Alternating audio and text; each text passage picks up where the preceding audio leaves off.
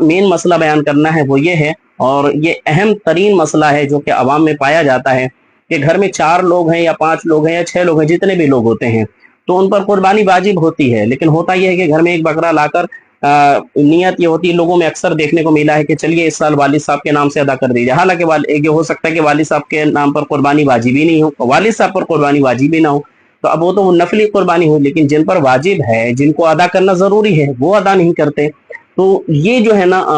نامعلوم ہونے کی وجہ سے یہ مسئلہ درپیش ہوتا ہے، مسائل سے واقفیت نہ ہونے کی وجہ سے، مسائل معلوم نہ ہونے کی وجہ سے اس طرح کی باتیں سامنے آتی ہیں۔ آپ سے گزارش ہے کہ آپ جو ہے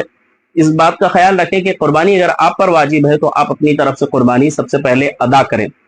اس کے بعد اللہ نے دیا ہے تو حضور علیہ الصلوۃ والسلام کے نام سے، یا جو والدین گزر چکے ہیں جن کے وہ اپنے والدین کے سارے ثواب کے لیے کرنا چاہیں تو یہ الگ بات ہے، نفلی قربانی ہوگی، لیکن جو واجب ہے اس کو سب سے پہلے ادا کرنا ضروری ہوگا۔ ایسا نہ ہو کہ کیا نام سے آپ نے جو ہے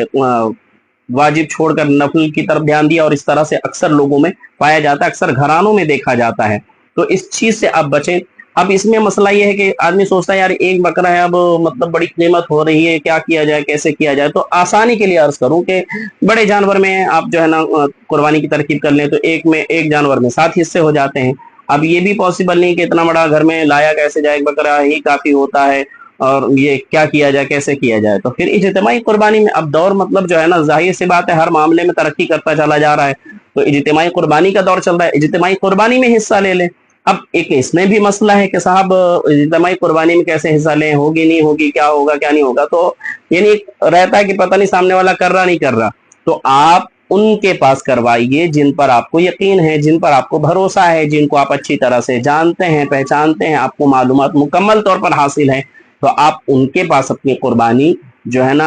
حصے والی قربانی یا اجتماعی قربانی جو بھی ہوتی ہے آپ اس میں شامل ہوں، اس میں حصہ لیں، تاکہ آپ کا واجب ادا ہو۔ بتانے کا مقصد، سمجھانے کا مقصد، یہ بات پہنچانے کا مقصد یہی ہے کہ آپ اپنے واجب کو ادا کریں، تاکہ آپ کا واجب ادا